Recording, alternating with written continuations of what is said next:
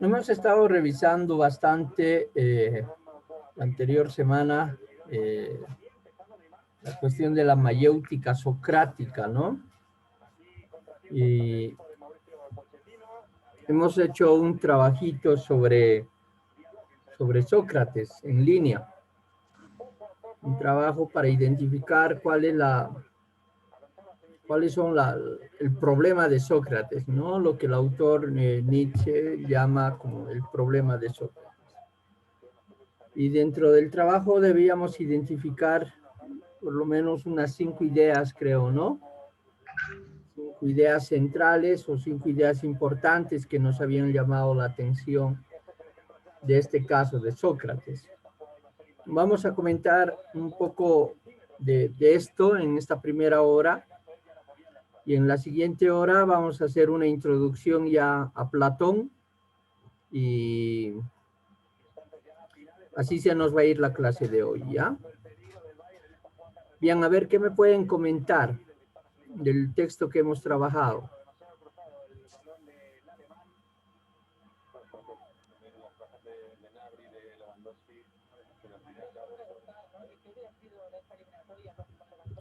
¿Qué me dicen? A ver.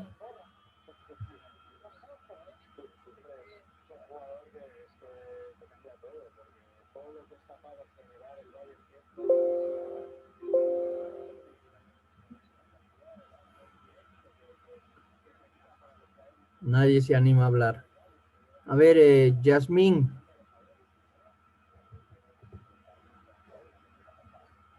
Sí, Lice. ¿Qué te pareció el texto? ¿Qué problemas has identificado? En lo que he identificado ha sido el problema de Sócrates que tenía en indicar de que la vida era como una enfermedad larga. Después, Ya, a ver, desarróllamelo antes de que me comentes de los otros. ¿Por qué qué piensas tú de esa idea?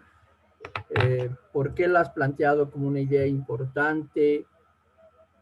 ¿Qué consideraciones te da? Seguramente no eres la única que ha tenido. De hecho, hay varios estudiantes de tus compañeros que han planteado esa idea como un problema, pero quiero saber el por qué.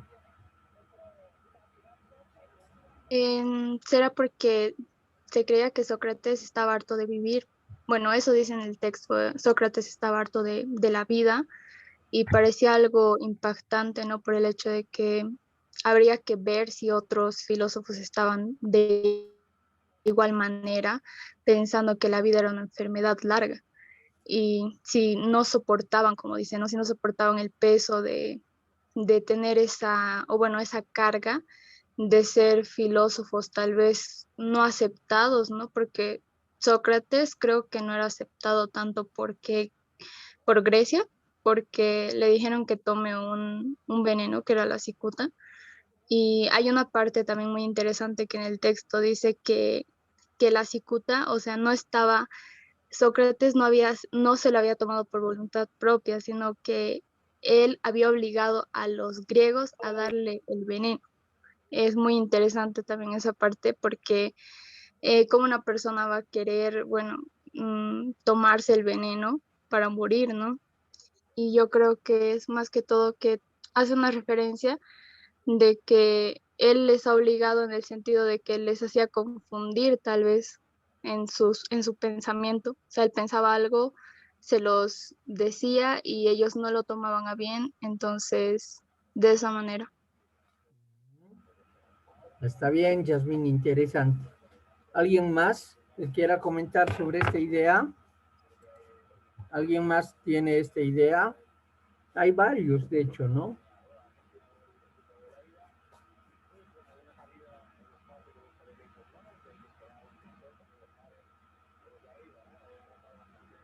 A ver, Mariela, ¿qué piensas de la idea que plantea Yasmín? También lo puse yo como un problema y pues es muy interesante porque a lo que leí igual dice que Sócrates no quería vivir. Y al igual que mi compañera, opino lo mismo.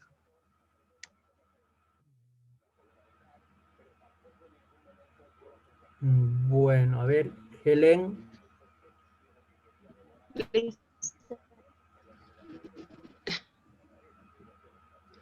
Helen, Le hice, dime, Jenny.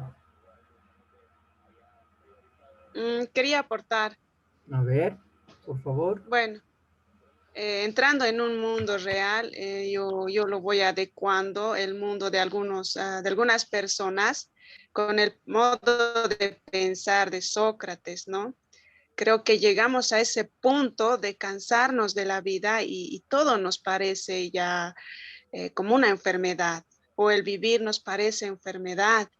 Y pienso que esta es la razón para que decidan despedirse, ¿no? De lo que es el planeta Tierra y toman decisiones como el suicidarse y desaparecer y dejar el planeta Tierra. Creo que tenía esa idea, ¿no? Sócrates al mencionar de que estaba cansado de la vida, que la vida era una enfermedad, que creo que no lo veía nada de positivo. En algún momento o en alguna parte del texto habla de que Sócrates era una persona muy pobre, muy humilde, y era una persona creo que muy fea, algo así en cuanto al aspecto físico, pero no creo que le haya llevado eso, ¿no? A pensar de la forma que él pensaba sobre la vida. Yo creo que a pesar de todo hay que valorar la vida, ya que es un regalo que se nos ha dado, o se nos ha dado esa oportunidad de vivir y no sentirla tan aburrida. Eso, Lisa. Muy bien, gracias, Jenny. Jenny Salazar. Está bien. A ver, a Reyes, Silvia. ¿Qué dice Silvia? Licen, buenas tardes. ¿Cómo está Silvia? Creo que la mayoría hemos sacado de estos puntos, ¿no? De Sócrates, que estaba un poco decepcionado de vivir, pero he escuchado también, hay refranes que dicen, mientras más uno sabe, menos uno quiere vivir, ¿no? Que felices los ignorantes de que pueden vivir más tranquilos.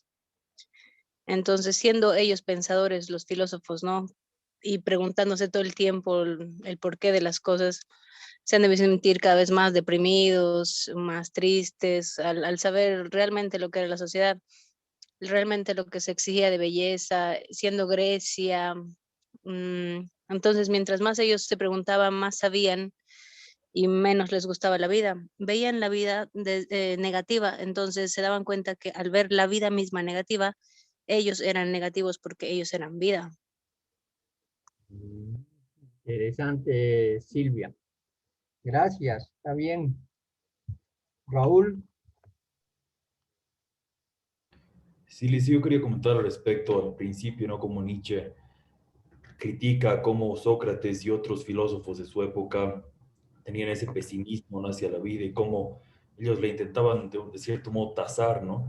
Pero lo que él decía era que como el ser vivo es parte del conflicto y Sócrates y los demás filósofos eran seres vivos, no podían de ninguna forma ser parte de esta conversación, ¿no? Porque al decir que la vida no tenía sentido, se estaban contradiciendo porque al final ellos tampoco tenían sentido, entonces cualquier cosa que venía de ellos tenía esa misma connotación, ¿no? Y respecto a lo que comentó igual Jenny, ¿no? Como o sea, Nietzsche se refiere a Sócrates como que era una persona fea, una persona pobre, sin nombre, y lo que dice, ¿no? Que eso es la forma tácita de la naturaleza de decirte que no te reproduzcas, ¿no? Que estás en evolución descendente, como él se refiere. Y yo, en ese momento, cuando estaba leyendo eso, me acordé de las teorías del Lombroso, que él decía que a través de los rasgos físicos, tú podías definir si una persona era un criminal o si iba a tener ese tipo de inclinaciones hacia cometer delitos, ¿no? Entonces, de cierta forma, Nietzsche estaba como que tirándole bastante tierra a Sócrates, y tenía razón, porque la verdad que los filósofos de esa época, con muchas de sus afirmaciones, daban un poco a entender eso, ¿no? Que la vida no tiene sentido y por eso tal vez estaban por ese motivo eran muchos de ellos hedonistas, nihilistas y demás. Entonces, esta crítica que hace Nietzsche hacia Platón, hacia Sócrates, hacia todos los filósofos, me parece muy, muy válida. Excelente, está bien. Gracias, Raúl. Sumamente interesante. Lice, A ver, Kate. yo quería mencionar un punto también que he visto que era importante, de cómo los jóvenes veían a Sócrates como un signo de admiración. Y esto nos explica por qué porque Sócrates llevaba todo con razón y cómo era todo eso. Entonces, para él la razón equilibraba virtud y la virtud pues a felicidad. Es por eso que los jóvenes querían imitar a Sócrates, ¿no? Para poder sentirse llenos, y eso también es un punto que he visto de por qué era signo de admiración Sócrates. Está bien, gracias, Catherine. A ver, se me han quedado varias cosas de lo que han dicho en mi cabeza, en mi pensamiento.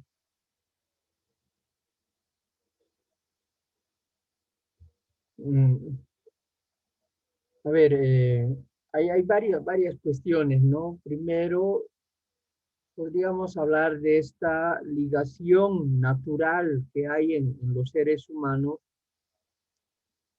entre la ética y la estética,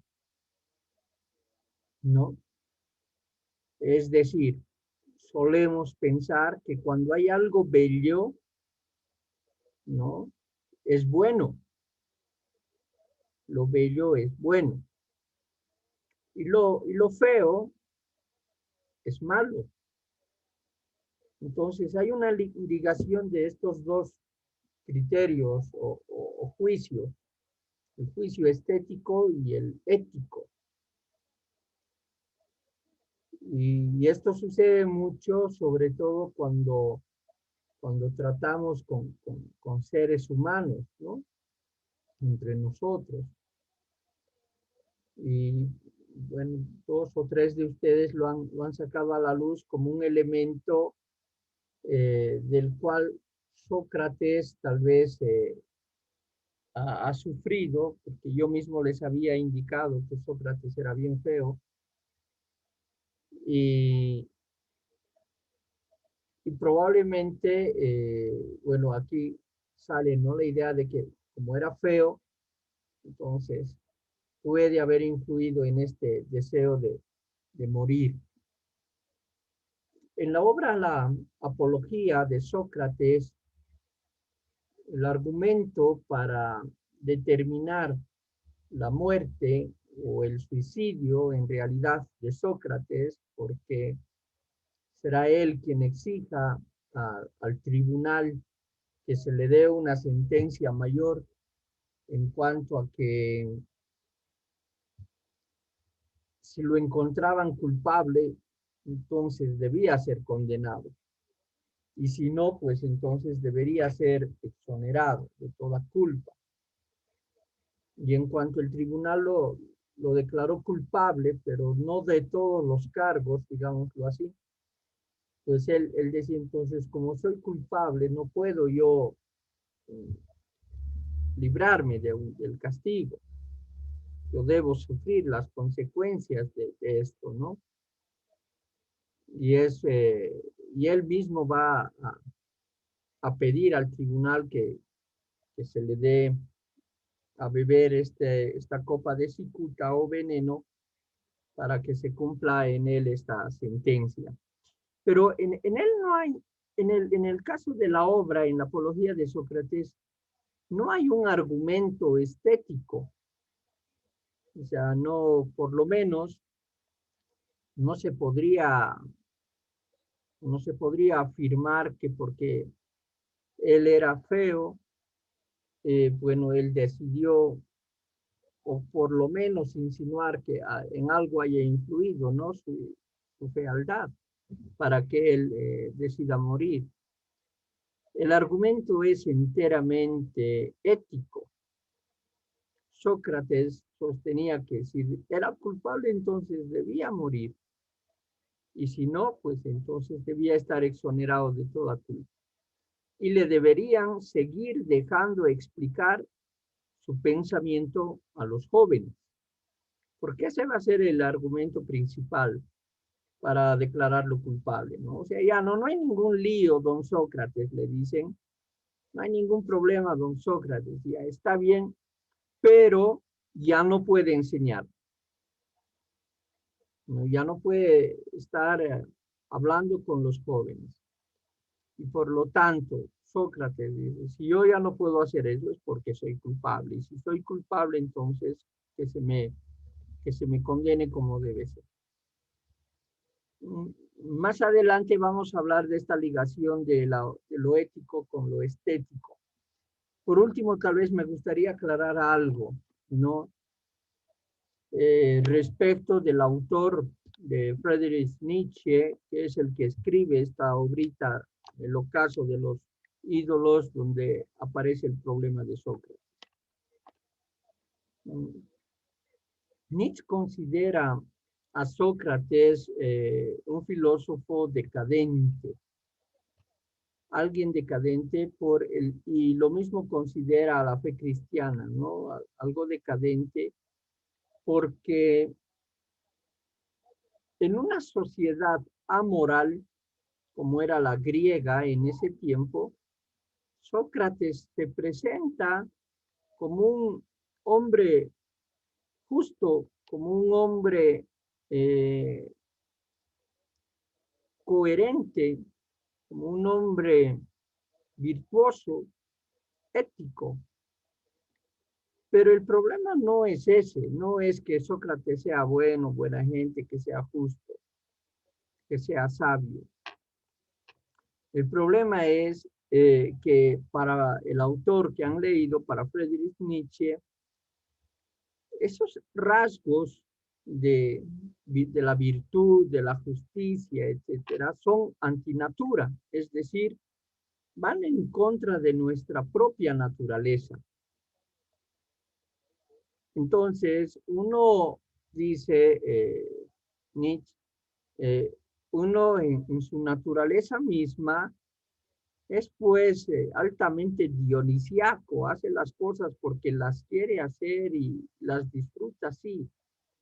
Es como pensaríamos nosotros ahora un hombre primitivo. Pero para Nietzsche eso es lo más elevado del hombre, el que él viva su condición natural, que sea como es y no que viva en función a las normas. Y Sócrates, en una sociedad tan corrupta como es la Grecia decadente, en la que suceden relaciones incestuosas, patricidios, suceden, bueno, una lucha de poder, todos quieren tener el poder, entonces estamos en una Grecia decadente. Lo mismo pasará siglos después en Roma, y lo mismo sucede ahora en la actualidad, ¿no? Pero Nietzsche sostiene que esta postura de Sócrates de llamar la atención a la sociedad y demostrarse él como un ejemplo de cómo debería ser el hombre, el ciudadano, entonces es lo que va a llevar a Nietzsche a tener esta mala idea de Sócrates, ¿no? No solo de Sócrates, sino de los cristianos también, de la fe cristiana. Bueno, esa es una idea que es sumamente interesante. Al final voy a plantear yo algunas ideas que tengo yo del texto, ¿ya? ¿Qué otra idea les ha llamado la atención?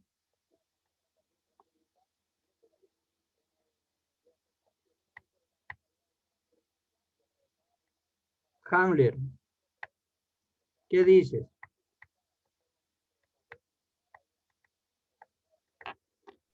Nada en particular, licenciado. ¿Pero qué idea te llamó la atención del texto? Sinceramente no he podido tener tiempo para leerlo. Ah, ya, no lo has trabajado, no hay lío. Andrea.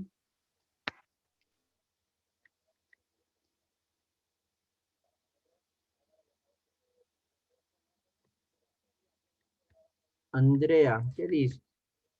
Solo eso sería, Liz. Me llamó mucho la atención cómo es que a Sócrates, por ser feo supuestamente, cómo es que también tal vez por esa fealdad, tal vez pensaba que la vida era una enfermedad. Es lo que más me llamó la atención. Ujú. A ver, Raúl. Sí, le hice una parte igual que me llamó mucho la atención y tal vez nos podría dar un poco más de luces al respecto, porque en la parte en la que Nietzsche se refiere a la ironía socrática, ¿no? Que era como que como un plebeyo feo, así como Sócrates, podía desestabilizar la aristocracia en Atenas, ¿no? Y porque como él introdujo la dialéctica como método como un método propio tal vez, y que lo que dice Nietzsche, ¿no? Que este método que él estaba como que introduciendo a la filosofía en Atenas, obligaba a que tú tengas un contraargumento a lo que te estaban diciendo, ¿no? Entonces ahí al final no tenías tú que tomar ninguna verdad por sentada. Entonces, tal vez explicarnos un poquito a lo que se refería exactamente con la dialéctica, ¿no? Porque obviamente sí, en síntesis la dialéctica es tú presentas un argumento que sería la tesis, ¿no? Y te presentan un contraargumento que es la antítesis. Entonces, y a través de eso tú llegarías a, o sea, lo ideal es llegar a un acuerdo tal vez, ¿no? O a una verdad, como lo que dice Nietzsche también. Ujú. A ver, la cuestión de la dialéctica, mm, o sea, yo creo que el mismo Sócrates, su vida misma, era ya la antítesis de esta sociedad, de esta sí, sociedad griega decadente, ¿no? En realidad lo que estaba en decadencia era pues, la moral griega, la sociedad como tal. Y en este escenario, Sócrates aparece como una posible salida, la moral socrática aparece como una posible salida. Pero ya en cuestión de la dialéctica misma, o sea, hay que pensar que la dialéctica eh, no es solamente una lucha de contrarios, no solamente eh, blanco y negro, ¿no? Blanco la tesis y negro la antítesis, la negación de lo blanco. La tesis es una afirmación, la antítesis sería la negación de esa afirmación. Si yo digo el cielo es azul, entonces Catherine me puede decir, no, el cielo no es azul. Está negando ya mi argumento, ¿no? Mi tesis. Pero de esta cuestión dialéctica debe surgir una síntesis.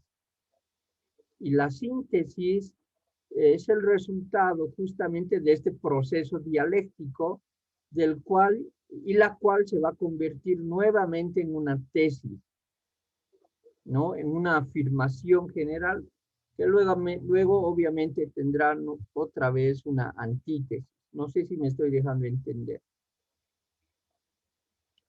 De lo que se trata, tal vez en el caso de Sócrates y de la dialéctica socrática, no es tanto solo de contradecir por contradecir algunas afirmaciones, sino tal vez el tema está en determinar la esencia y la validez de esas afirmaciones. Algo que en las diferentes obras de Platón, en sus diferentes diálogos, como Isis, el banquete, Fedón, suelen aparecer, es justamente Sócrates haciendo mayor énfasis en la esencia de esta dialéctica entre los distintos temas que se narran, ¿ya? Les pongo un ejemplo. En el caso de la obra, a ver,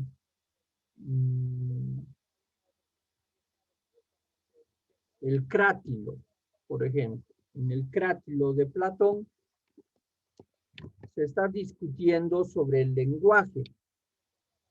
¿Ya? ¿De dónde vienen las palabras? ¿Cuál es el origen? ¿Me están siguiendo, no, chicos? ¿Sí?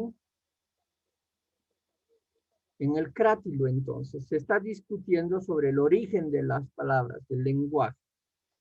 Uno dice, tesis.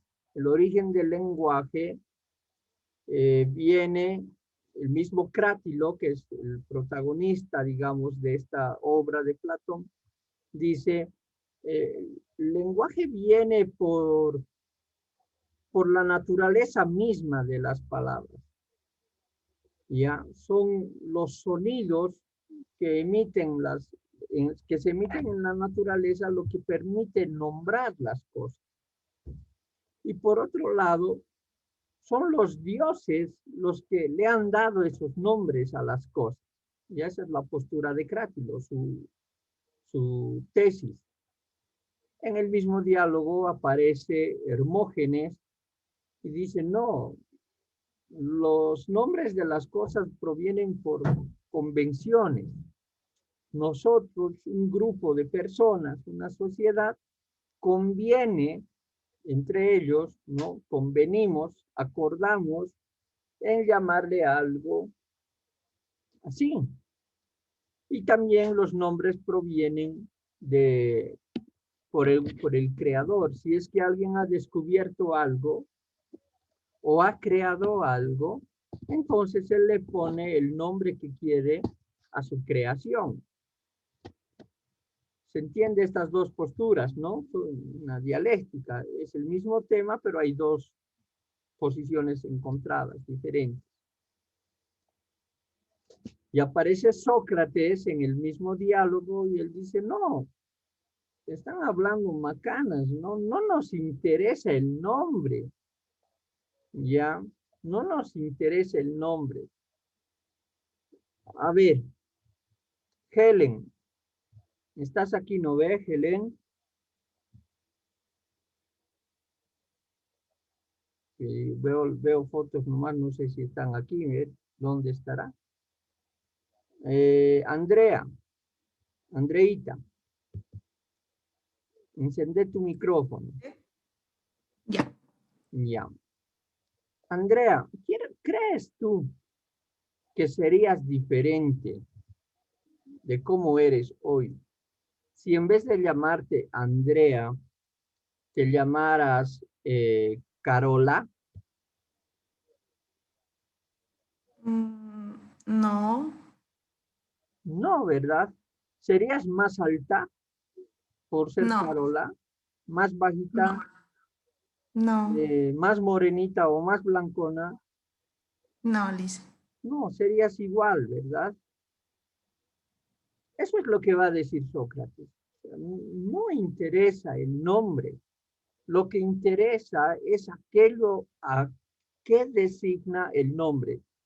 Muchos siglos más tarde, después de Sócrates, prácticamente el siglo pasado, va a aparecer un filósofo llamado Bertrand Russell, que va a generar toda una escuela filosófica en la que se va a hablar muy ampliamente de este tema del lenguaje. Entre ellos hay varios autores como Apple, Otto, Ludwig van Wittgenstein, varios filósofos que van a hacer una nueva rama de la filosofía y la van a llamar la lógica analítica, que va a ser una lógica, pero no matemática, una lógica diferente a la matemática, va a ser una lógica del lenguaje. Y uno de los pilares para empezar a hablar de estos temas va a ser justamente esta obra de Platón, el Crátilo, ¿no? Bastante amplio es el tema y bastante curioso también. Pero lo que yo rescataría de Sócrates respecto de la pregunta de Raúl, para que no nos salgamos mucho del tema, es que la dialéctica socrática, más allá de buscar la confrontación, al parecer está buscando algo más, que sería la verdad misma de aquello de lo que nos confrontamos, es decir, la esencia de las cosas. ¿no? Por lo menos en las obras de Platón, así se presenta la figura de Sócrates. Bien, Jenny, ¿quieres decir algo? ¿No? Bueno, está tu manito ahí arriba. A ver, ya se acaba el tiempo muy rápido, es increíble cómo se va la hora. Yo creo, voy a volver para terminar esta parte y luego hacería la introducción a Platón en la siguiente hora. Yo en lo personal entiendo que la obra, el ocaso de los ídolos, de los dioses, dependiendo de la traducción, cuando aborda el tema de Sócrates, aborda en tres cuestiones esenciales. Vuelvo al concepto de la esencia. Tres cuestiones esenciales que determinan la figura de Sócrates. La primera, si Sócrates era realmente sabio, uno de los problemas que más plantea el autor, ¿Sócrates es realmente sabio? ¿No?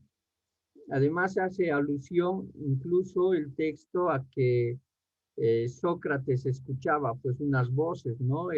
Los daimonios, como un demonio que le hablaba, como si hubiera alguien que le hablaba. Y de hecho el mismo Sócrates sostenía que había un daimonion, un demonio.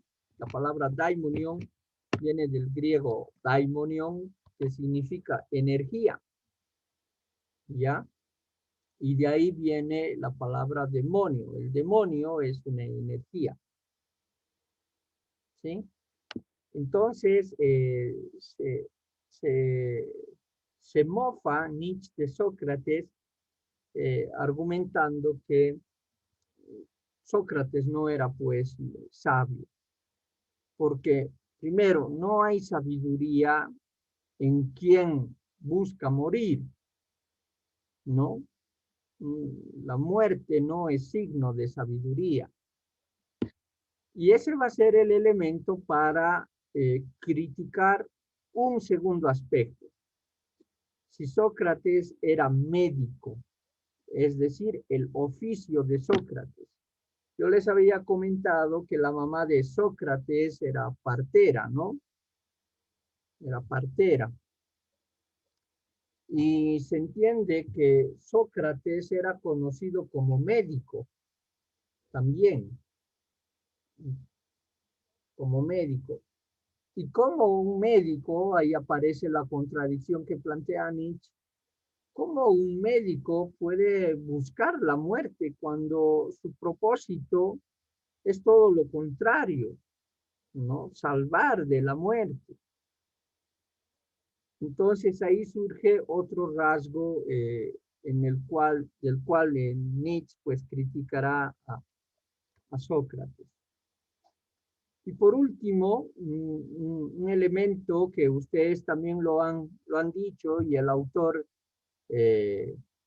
Nietzsche lo presenta también, tiene que ver con este fisionomista que había visitado Atenas y le dice a Sócrates, viéndolo sorprendido de su fealdad, le dice, monstrunt et fora, monstrunt et anima. Tan feo eres por fuera, ¿cómo será tu alma? ¿Qué tan podrida estará tu alma? ¿No? O sea, feo lo que le dicen, lo hace un bullying mortal al pobre Sócrates. Y Sócrates, que es conocido como el padre de la ironía, la famosa ironía socrática, le responde muy sabiamente, ¿no? Usted me conoce. Como al decir, o sea, tú no sabes ni miércoles de quién soy yo, ¿no? Ironizando a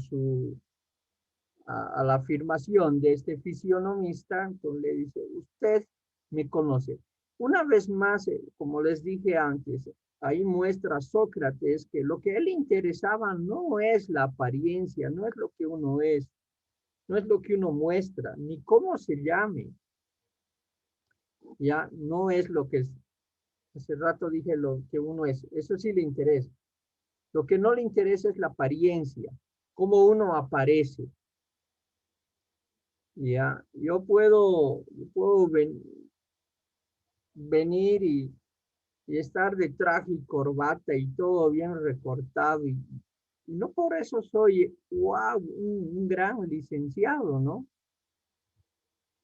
Yo conozco a muchos charlatanes de traje y corbata.